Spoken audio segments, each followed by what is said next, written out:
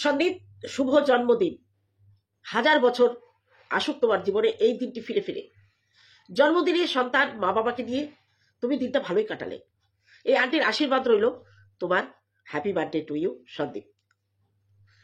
সন্দীপের জন্মদিন তার মা বাবা যেভাবে পালন করলো, ঘরোয়াভাবে আমরা আমাদের ছেলে মেয়েদের জন্মদিন ওভাবেই পালন করি। আর জন্মদিন এলে না, বাচ্চা থেকে বড় প্রত্যেকেরই কিন্তু মনের মধ্যে একটা উৎফুল্ল ভাব আসে। সন্দীপেরও তেমনি আগের দিন রাত থেকে তার জন্মদিন আগামীকাল, সেটা বারবার সে বলছে।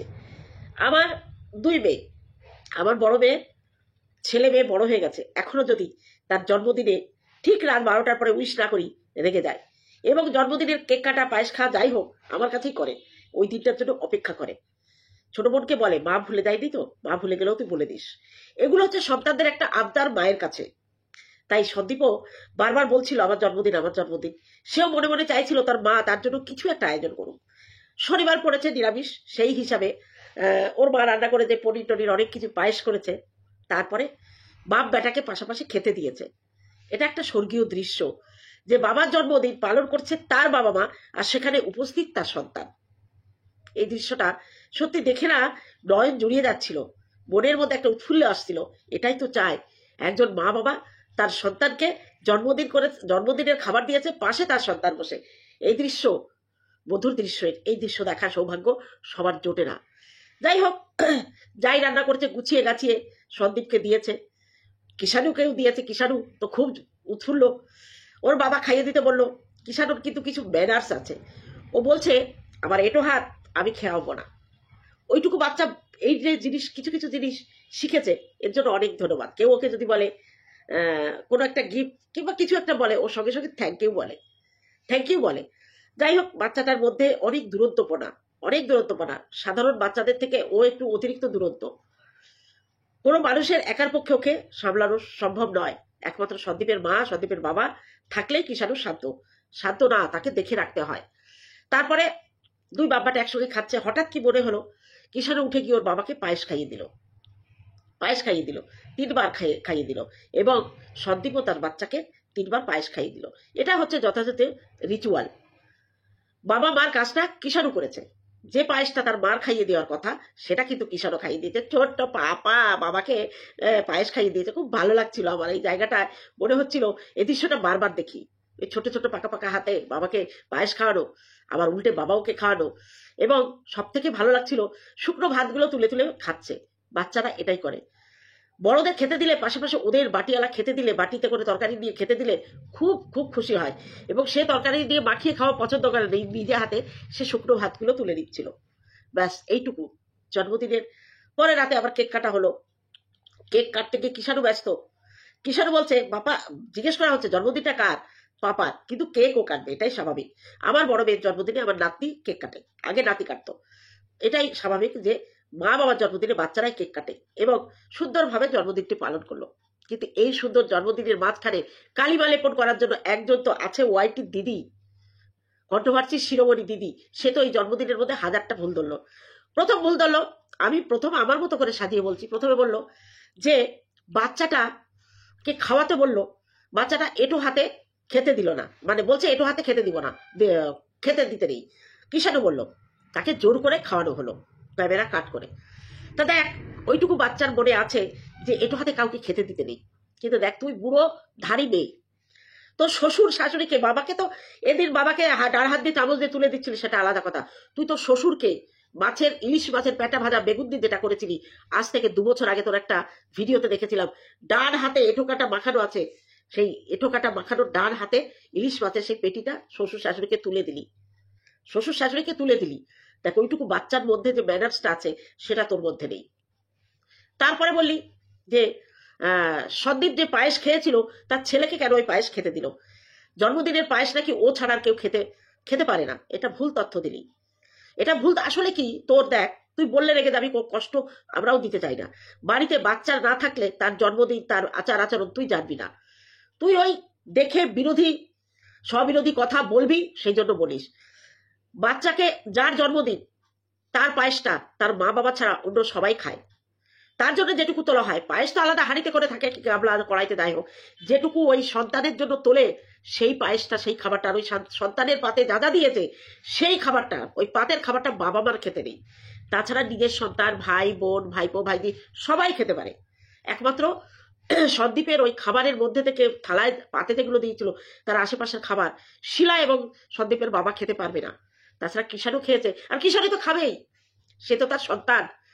বাবার জন্য যে পায়েস করা হয়েছে দীর্ঘায়ু কামনা করে, সেই পায়েস কিষাণও খেলে তারও দীর্ঘায়ু কামনা হবে। এগুলো জানিস না, এগুলো এগুলো জানবে কি করে? তোর ঘরেই তো সন্তান নেই। ওই জন্য তোকে বলি যে সন্তানের সাইডটা তুই বাদ দে। সন্তানদের কি করতে হয় কি না করতে হয়, তাদের কি নিয়ম কানুন, এই সাইডটা তুই বাদ দে, তুই জানবি না। কারণ তোর মাও তোর জন্মদিনটা পালন করে না, আর তুইও তোর সন্তান নেই, সেই সন্তানের জন্মদিন পালন করে না, আর তোর বরেরটাও তুই করিস। তোদের বাড়িতে এইসব রেওয়াজ নেই, অতএব এসব নিয়ে তুই কথা বলিস না। এরপরে বললি বাচ্চাটার মনোসংযোগ নষ্ট হলো। আহারে, কি মনোযোগ সংযোগকারী তুই! বাচ্চাটার মনোযোগ নষ্ট হলো। তুই কি ভাবছিস ওই থালায় যে ভাত দিয়েছে ওই খাওয়া কিষাণু শেষ? না, ওর পরেও কিন্তু কিষাণুকে তার ঠাম্মি খাইয়ে দেবে। কিষাণু তো ওখানে কিছু ছুঁয়েও দেখবে না, দুটো শুকনো ভাত খেয়ে উঠে যাবে, উঠে যাবে। বাচ্চারা ওরকমই করে, তাকে পাতা সাজিয়ে থালা সাজিয়ে দিতে হয়, কিন্তু খাইয়ে দিতে হয় পরে, সে কিন্তু নিজে খেতে পারে না। আমার নাতিকে দেখেছি ওরকম দিলে ও নিয়ে ওইটা নিয়ে খেলা করবে, খুনসুটি একটা একটা দুটো ভাত দেবে ওর মা, তারপরে ওকে খাইয়ে দেবে। এটাই হয়। তুই তো জানিস না, তুই জানিস না, কোনো বাচ্চা তো মানুষ করিসনি, শুধু ইউটিউবে বাচ্চাদের এসব দেখে দেখে খুঁটে খুঁটে খুঁতগুলো বের করিস। আর ভগবান দেখ তোকে মেরে দিয়েছে, তুই লোকের সারা জীবন লোকের বাচ্চা নিয়েই কথা বলবি। তোর বাচ্চা নিয়ে তুই কি করে বাচ্চা মানুষ করিস সেগুলো বলার সুযোগ ভগবান আমাদের কোনো দিন দেবে না। ওই জন্য ভাবছিলাম যে ভগবানকে ওই জন্যই বলি সবসময় যে ওর একটা বাচ্চা দাও, তাহলে ওর এই থোতামুখ ভোতা করা আমরা একটু শিক্ষা দিয়ে দেবো কি করে বাচ্চা মানুষ করতে হয়। এরপরে বলি সন্দীপের জন্মদিন দিয়ে বলা হয়ে গেল, কালকে রাতে সন্দীপের জন্মদিনের ডেট নিয়ে বলেছিলি। এবার বলি দেখ, ফেসবুকটা যখন খোলা হয় না তখন সঠিক জন্ম তারিখ অনেকেই দেয় না, অনেকেই দেয় না। আমি কিন্তু অরিজিনালি দিয়েছিলাম, সন্দীপ হয়তো দেয়নি। যখন ফেসবুক খুলেছিল অরিজিনাল জন্মদিনটা ওর গতকালই গেছে, এটাই কোনো সন্দেহ নেই। কারণ মা কখনো ওই ফেসবুকের জন্মদিনের ডেট অফ বার্থ দেখে জন্মদিন পালন করবে না। সে এই পৃথিবীতে যেদিন মা হয়েছে, সন্দীপকে যেদিন জন্ম দিয়েছে, সেই দিনটাই কিন্তু শিলাদি পালন করবে। এরপরে আসি মন্দিরার লাইভের কথা। তুই বললি মন্দিরার লাইভে তুই একটা সত্যি কথা বলেছিস, তোর সাথে এই ব্যাপারটা আমি সহমত, যে ভূত পেট যাই যাক, সন্দীপ ওই সোমনাথ যে সিগারেট দুটো খেয়েছিল ওই ঘরে আটকা জায়গায় বসে, এটা কিন্তু ভুল করেছে। বাচ্চাটা ঘুমাচ্ছিল, ঘর দুয়ারে জানলা দরজা আটকানো, যদি একটা জানলাও খোলা থাকতো তাহলে ঠিক হতো। আমি ওটা অতটা খেয়াল করিনি, কালকে লাইভটা আমি ছিলাম না, পরেও পুরোটা দেখতে পারিনি। আসলে নাকটা সবসময় বন্ধ, তো আজকে আমি সারাদিনে কোনো ভিডিওই দেখতে পারিনি ভালো করে। এই কথাটা তোর একমত আছি, কিন্তু তুই যে কমিউনিটি পোস্ট নিয়ে যে দর্শকদের ভরকালি, মন্দিরার দর্শকদের, এটাই তুই ভালো কাজ করলি না, এটা তুই একদমই ভুল করলি। কারণ যে ব্রাহ্মণ বাড়ি হোক, যে বাড়ি হোক, যে বাড়ির বউ, সেই বাড়ির নিয়ম অনুসারে কিন্তু তার চলতে হবে, অন্য কারোর বাড়ির নিয়মে তারা চলবে না। কন্যা সন্তান মুখাগ্নি করলেও যদি আইবুড়ো থাকে তাকে 11 দিন মানতে হয় এবং তার ঘাড়ে কালশোধ থাকে। আর যদি, এটা আমরা জানি, ও যে মন্দিরা যে শাস্ত্রজ্ঞের পরিচয় দিয়েছে, মানে কমিটিতে দিয়েছে, এটা যারা জানে না তাদের উদ্দেশ্যে আমরা জানি। আর বিবাহিত মেয়ে 11 দিন মুখাগ্নি করলেও তাকে কিন্তু 4 দিনই মানতে হয়, 4 দিনই মানতে হয়। 11 দিন যারা মানে তারা ঠিক করে না, হয়তো তাদের বংশে সেই নিয়ম। কিন্তু আমাদের মধ্যে মুখাগ্নি করো যাই করো, সন্তানকে কিন্তু মেয়ে সন্তান বিয়ে হয়ে গেলে তার 4 দিনই থাকে। আর মন্দিরা 4 দিনে সব কাজ সারতে পারেনি, কারণ তার শরীর খারাপ হয়েছিল। তবুও 11 দিনের আগেই কিন্তু সে কাজ সেরেছিল।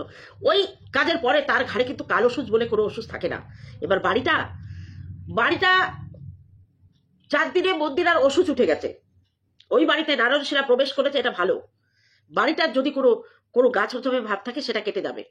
এবং মন্দিরার বাড়ি, সেখানে মন্দিরার দাদা যদি থাকতো, ভাই থাকতো, তাহলে ওই বাড়িটার মধ্যে 1 বছরে কোনো পুজো হতো না। তার বাবা বাড়িটা কিনেছিল মন্দিরার নামে, জায়গাটা, বাড়িটাও মন্দিরার। তার বাবা মরে গেছে, সম্পত্তির অধিকারী হচ্ছে মন্দিরা। সে 4 দিনই মানবে, 4 দিন মেনে তার কালশোষ নেই, তার মানে ওই বাড়িতে নারায়ণ শিলা ঢুকতে পারে।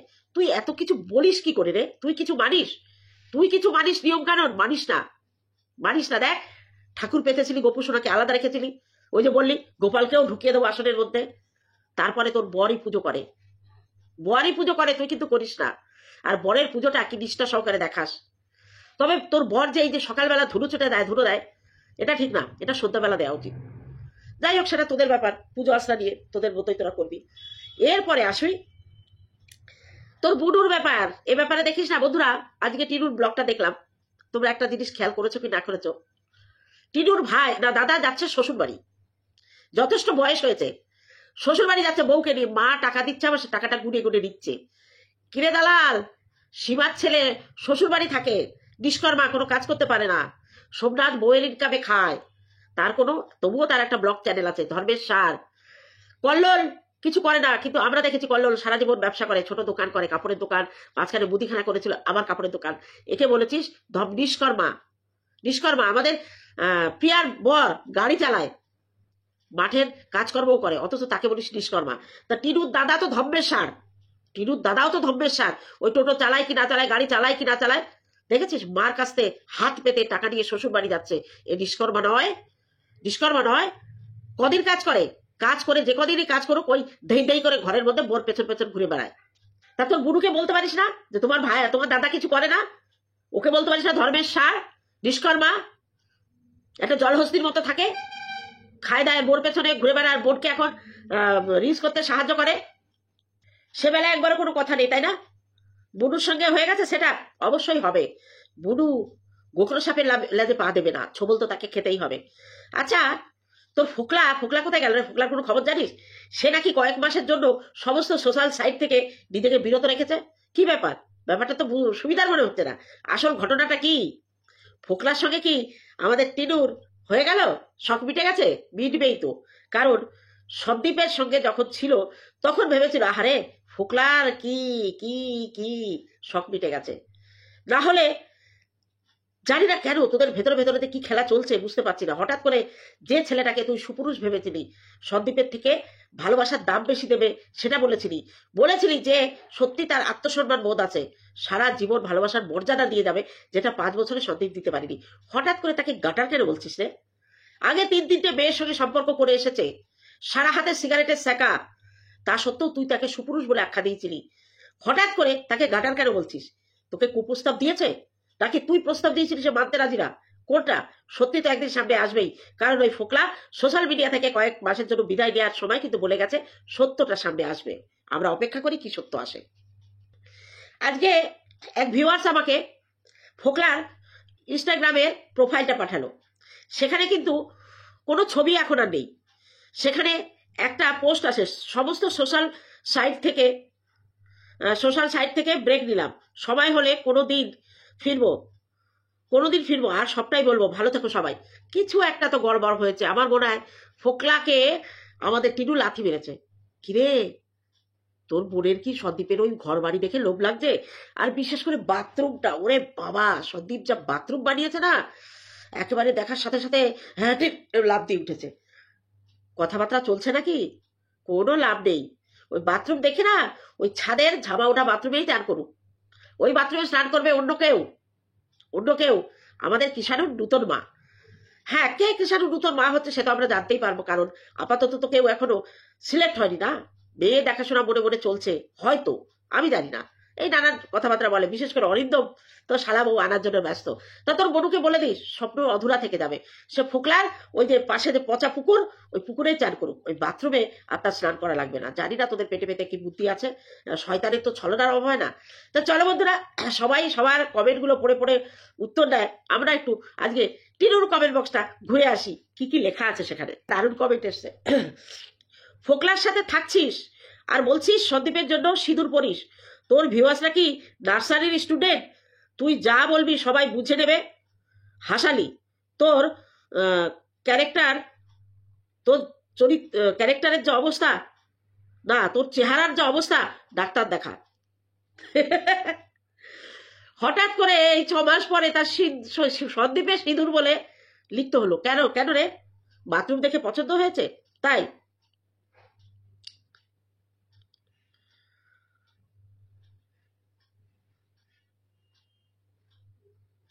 এত চিপস কুরকুরে কিনলে ছেলের কথা কি একবারও মনে পড়ে না যে ছেলেটা আবার খায় এইসব জিনিস? তোমরা এই বলে যার বিয়ে তার হুঁশ নেই, পাড়াপড়শির ঘুম নেই। এই তোমরা বারবার ওকে ছেলের কথা কেন বলো? ও তো ছেলেকে ইচ্ছা করে রেখে এসেছে। এবার কেন রেখে এসেছে সেটা তোমাদের কাছে আলোচনা করেছি অনেকবার, আর একবার মনে করিয়ে দিই। প্লিজ দয়া করে তোমরা ছেলের কথাটা কমেন্ট বক্সে লিখো না। কোনো মা কোনো পরিস্থিতিতে তার সন্তানকে ছেড়ে আসতে পারে? ছেড়ে আসতে পারে? যে কোনো মুহূর্তে জলে জঙ্গলে সমস্ত জায়গায় মায়ের কাছে সবার আগে প্রায়োরিটি পায় সন্তান। নিজে যদি ঘরে আগুন লাগে না, জানলা দিয়ে সন্তানকে ছুঁড়ে মারে, সন্তান ফেলে কখনো পালিয়ে আসে না।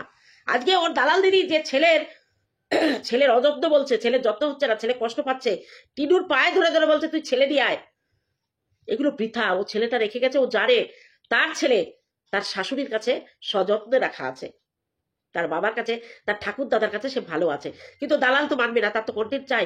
সে বারবার টিনুকে বলছে আরে ও ছেলেকে নেবে না নেবে না নেবে না, ও ছেলেকে নিয়ে রাখতে পারবে না পারবে না পারবে না, ও ছেলের ঝামেলা নিলে ওর ফুর্তি বন্ধ হয়ে যাবে। এটা তোমরা বোঝো না? একজন বেশ ভালো করে টিনু জীবনে যা সিদ্ধান্ত নেবে খুব ভেবেচিন্তে নেবে। তোমার বয়স কম, তাই বলছি জীবনটা ছেলে খেলা নয়। আর তোমার একটা সন্তান আছে, তোমার যে কোনো সিদ্ধান্তের উপরে ওর জীবনটা দাঁড়িয়ে আছে। কেন টিনুর জীবনের সিদ্ধান্ত নেওয়ার উপর কিষাণুর কি জীবনের দায়িত্ব দাঁড়িয়ে আছে? কিষাণুর জন্য তার মা তাকে ফেলে গেছে যেখানে, তারা বুঝবে। তোমরা কেন আগ বাড়িয়ে বারবার ওর কাছে ও ছেলের দোহাই দাও? ও তো জানে ছেলে ভালো আছে। আর কিষাণুর জন্য, কিষাণুর জীবন গড়ার জন্য ওর মার দরকার ছিল, সেই দরকার উপেক্ষা করে যখন ওর মা চলে গেছে, কিষাণু নিজেকে তার ঠাকুমা দাদুর সঙ্গে বাবার সঙ্গে খাপ খাইয়ে দিয়েছে। প্লিজ তোমরা আর কিষাণুর জন্য অত চিন্তা করো না, বিশেষ করে তার মাকে জড়িয়ে। একজন লিখেছে শ্বশুর বাড়িতে 10টায় জল খাবারে কোনোভাবে ভাত খাওনি। শ্বশুর বাড়িতে 10টার সময় জল খাবারে ভাত খাবে কেন? শাশুড়ি তোর জন্য ফল আহার করতো, ওর চেহারার চেকড়াই বদল রাখার জন্য ফল খেত। খাওনি, ফল খেত। এখন বাপের বাড়ি কি ফলাহার জুটছে না? দোকানের খাবার খেত। হ্যাঁ, বাউলি খাচ্ছে, বাউলি। ওর ছেলের খাবারটা ও খাচ্ছে, বাউলি, কেক, চিপস, কুরকুরে।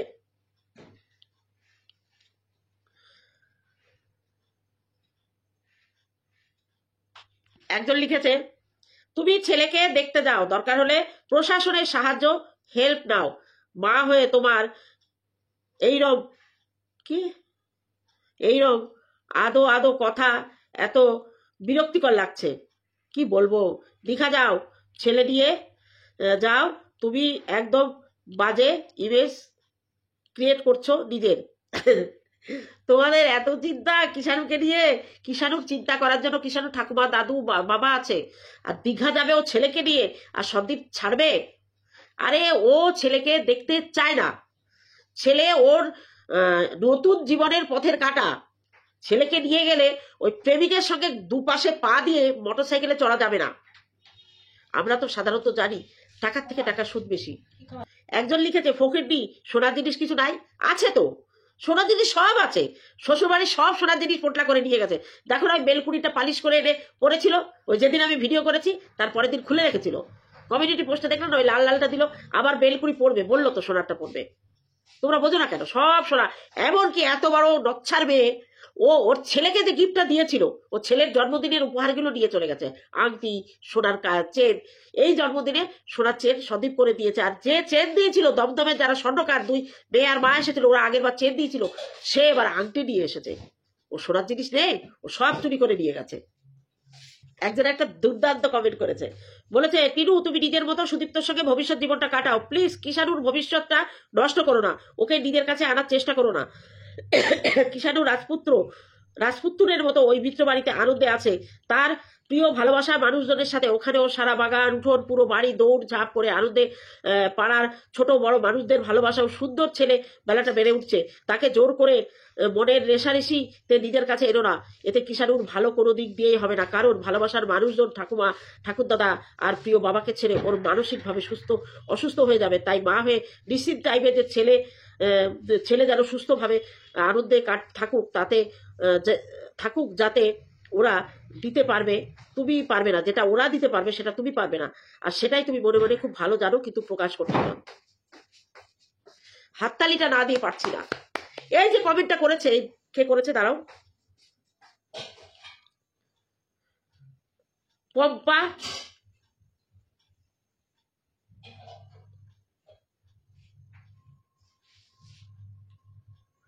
কি পম্পা বিশ্বাস চৌধুরী নাকি একটা আইডি, একদম সঠিক কথা বলেছে। উনি সবটা বুঝে নিয়েছেন।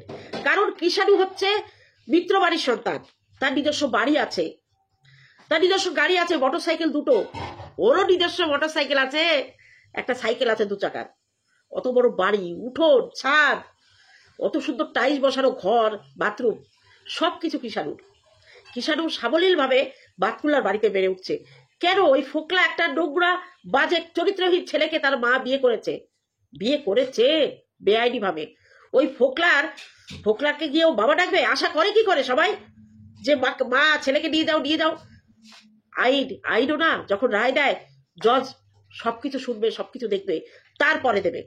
আর সব থেকে বড় কথা, বাবা মা দুজনকে দাঁড় করাবে। ওই সন্তানকে ছেড়ে দিয়ে বলবে বাবা মা দুজনই ডাকো, সন্তান কার কাছে যায়? সন্তান দৌড়ে যাবে ওর ঠাম্মি, বাবা, ঠাকুর দাদাদের দিকে, ওর মাকে কাজকলা দেখাবে। তখনই ম্যাজিস্ট্রেট বুঝে যাবে যে এই সন্তান কার কাছে ভালো থাকবে। তুই থাক না, তোর নিজের জীবন নিয়ে তুই থাক। তোর সিঁদুর তোর সন্দীপের নামে পড়তে হবে না। তুই 8 মাস পরে 7 মাস পরে তোর মনে হলো সিঁদুর তুমি কার জবাব দেয়ার, ওই টাইটেলটা দিলে ভিউটা বাড়বে। আহা, তোর দিদিভাই তোকে সার্টিফিকেট দিত না? কোনো কন্ট্রোভার্সি, কোনো চুলকানি মারা কমেন্ট টাইটেল তো দিতে হয় না? দেখলি, তুই প্রমাণ করে দিলি তোরও চুলকাতে হয়, নইলে ভিউ আসে না। বোঝা গেল না? বোঝাতে পারলাম?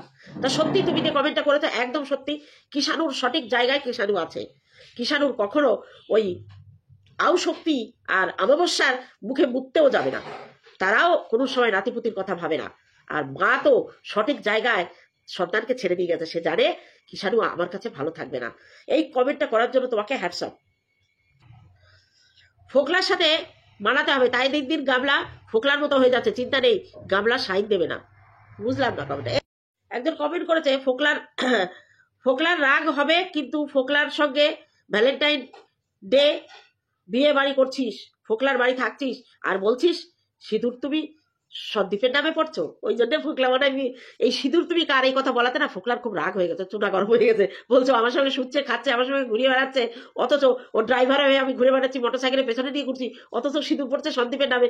ফোকলা মনে হয় সোশ্যাল সাইট থেকে ওই জন্য 4 মাসের জন্য বিদায় দিয়েছে। ফোকলা বল কি হয়েছে, বল।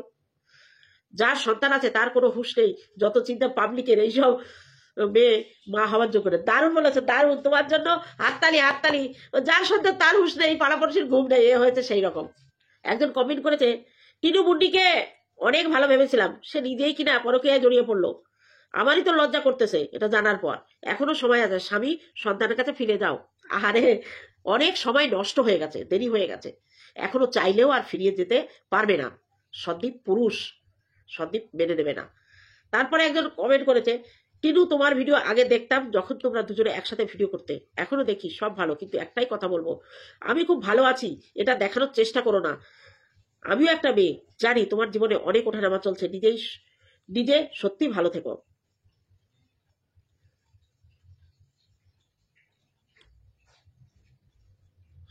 টিনু তুমি বাজে খরচ বেশি করো, অত বাজে খরচ করো না। তোমার সামনে সারা জীবন পড়ে আছে, তোমার ও তোমার ছেলের ভবিষ্যৎ আছে।